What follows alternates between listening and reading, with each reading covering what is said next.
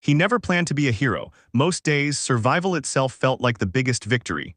Amir woke before sunrise not because he wanted to, but because life demanded it. His small rented room still carried the quiet breathing of his 6-year-old daughter, Sana, curled under a thin blanket.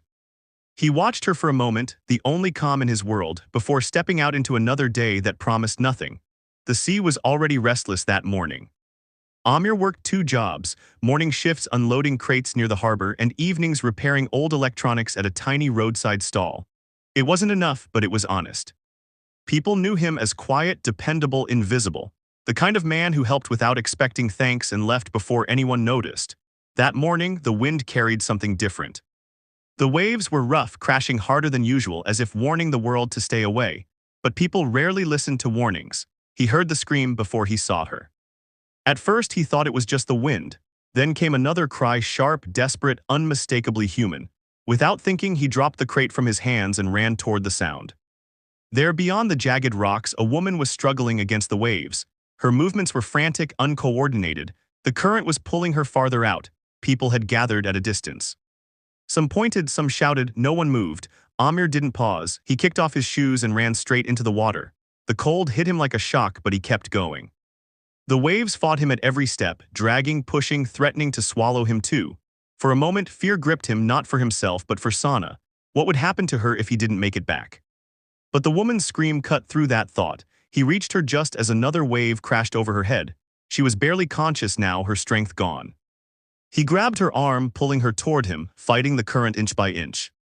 It felt endless, every second stretched like a lifetime. Finally, with one last surge, he dragged her onto the shore.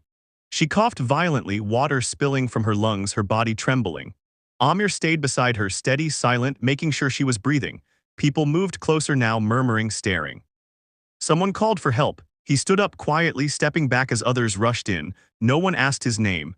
No one noticed when he picked up his shoes and walked away. That was enough for him. By evening, the world had already forgotten, but the world she belonged to had not. Days later, Amir returned to his stall, unaware that his simple act had set something in motion far beyond his understanding. Life continued as always, customers bargaining, wires tangled, tools scattered. Sana sat beside him, drawing shapes on a scrap of paper, her laughter lightening the weight he carried. Then came the black car. It didn't belong there. Everything about it, its shine, its silence, its presence, felt out of place in the narrow, dusty street. People stopped, heads turned. A man stepped out dressed sharply, eyes scanning the surroundings with quiet authority. "Are you Amir?" he asked. Amir hesitated, wiping his hands on a cloth. "Yes, you need to come with us." There was no explanation, no choice offered. For a moment, suspicion crept in. Men like him didn't get invited anywhere good. But something in the man's tone, firm but not hostile, made him follow. The drive was long. The city changed around him, shifting from crowded chaos to polished silence. Buildings grew taller. Streets grew cleaner. Amir felt smaller with every passing minute. When they finally stopped, he found himself standing before a place that looked nothing like his world. Glass walls, security gates, people moving with purpose. Inside, everything felt controlled, precise, and then he saw her. She was sitting in a wheelchair, pale but composed, her eyes fixed on him the moment he entered. There was something in her gaze, recognition, gratitude, something deeper he couldn't name. "You saved my life," she said softly. Amir blinked. He hadn't expected this. Anyone would have done the same. She shook her head slightly. "No, they didn't." Silence filled the space between them. Her name was Zara. He learned that quickly, but what came next felt unreal. She wasn't just anyone. She owned the company he was standing in, a business empire. A life so distant from his that it might as well have been another universe. Amir felt out of place instantly. "I didn't know who you were," he said. "That's why it matters," she replied. Days passed, but that meeting didn't end things, it started them. Zara insisted on helping him. At first he refused. Pride, habit, survival, he had built his life on managing alone. But she wasn't offering charity, she was offering opportunity. A position opened in one of her company's departments, small, entry-level, nothing glamorous. Amir accepted reluctantly. He stepped into a world he didn't understand. Offices filled with whispers, smiles that didn't reach eyes, people who judged without speaking. He worked harder than anyone, but it didn't take long to realize something was wrong. Mistakes began appearing under his name, errors he didn't make, files misplaced, data altered. Subtle sabotage hidden behind polite faces. Amir stayed silent at first, that's who he was, he endured, but then Zara called him in again. There are complaints, she said carefully. He met her gaze. I didn't do it. She believed him, and that was the problem. Not everyone wanted him there. Not everyone wanted her to trust him. Behind closed doors, a different story was unfolding. Executives, powerful, calculating, saw Zara's trust in Amir as a weakness, something to exploit. They began planning.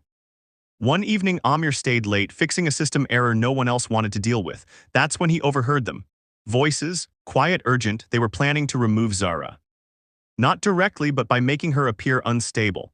Poor decisions, emotional bias, trusting the wrong people, trusting him. The realization hit hard. He wasn't just being sabotaged, he was being used.